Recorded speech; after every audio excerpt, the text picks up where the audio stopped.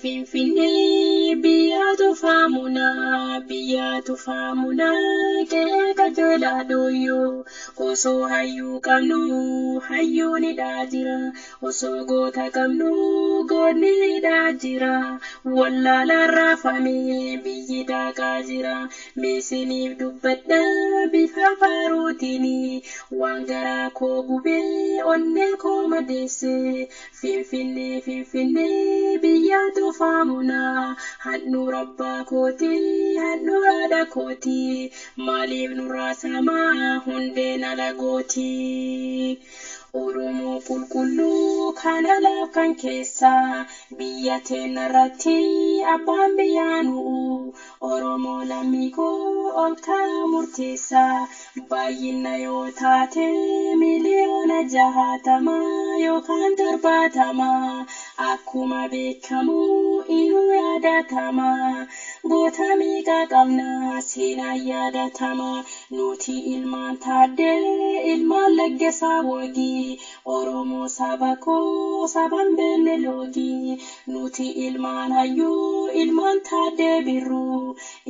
taaddee birruu gooticha salaalee goota daangaan qabne eenyuun wallaalee seenaan keenya guddaa sanyii abdiisaa aagaa seenaan keenya guddaa sanyii abdiisaa addunyaa seenaan keenya guddaa sanyii waaqoo guutuu gabrummaa addaan buqqifnaa dadhabnu ilmootti guddifnaa yeroo nafseen darbu gabrummaan nuti yoo dabarre ilmooteen dhufee bakka keenya bu'aa biyyi keenyaan baddu mee walirra du'a hadhaa boruutillee warra seenaa kaa'ee sanyii aloo cirrii dhukaastuu dhoombirii seenaan keenya guddaa yoomuu hin mul'ata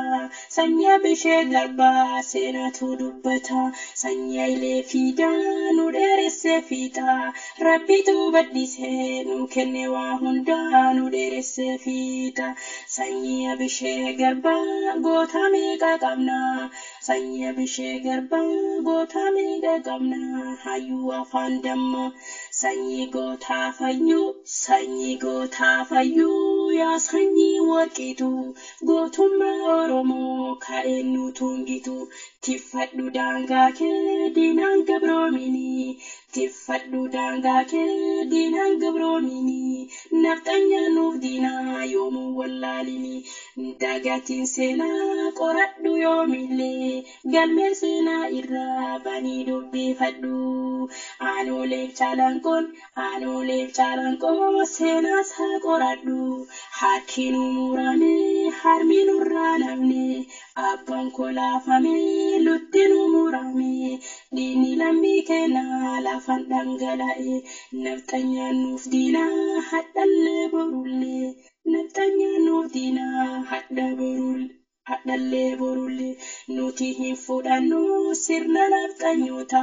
duunee dhumna malee ilmaan Oromoota nafxanyaa jettanii irra kan nu wayyu tigiree jettanii sanumaa nu wayyaa yeroo nafxanyoota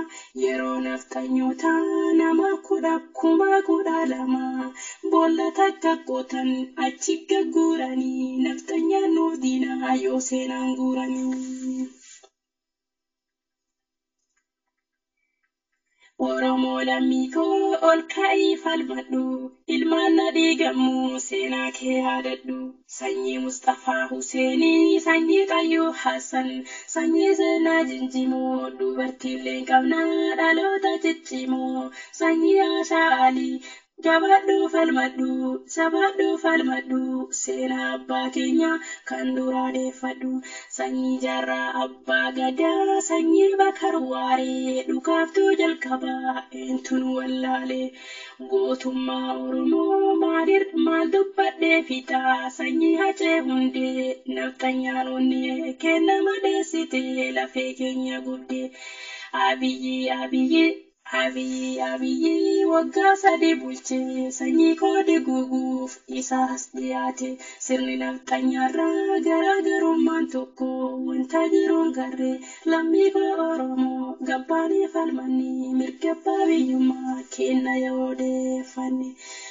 seenaa qabna guddaa goota qabna guddaa kan dhaloota irraa dhalootatti darbu sirnaan bullaa gadaa kan ittiin beekamnu. Lammii koo falmadhu duubatti hin deebinii ufaafotti malee nafxanyaan hin bullu uf eeggadha malee. Wallaalaa sabiyyii hin geenne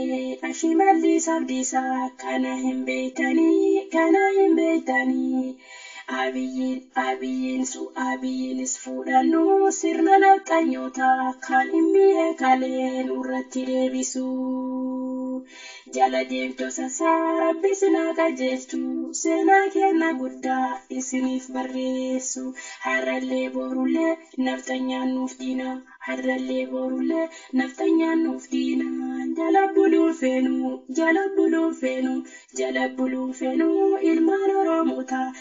Madaa guddaa qabna sirna nafxanyootaan.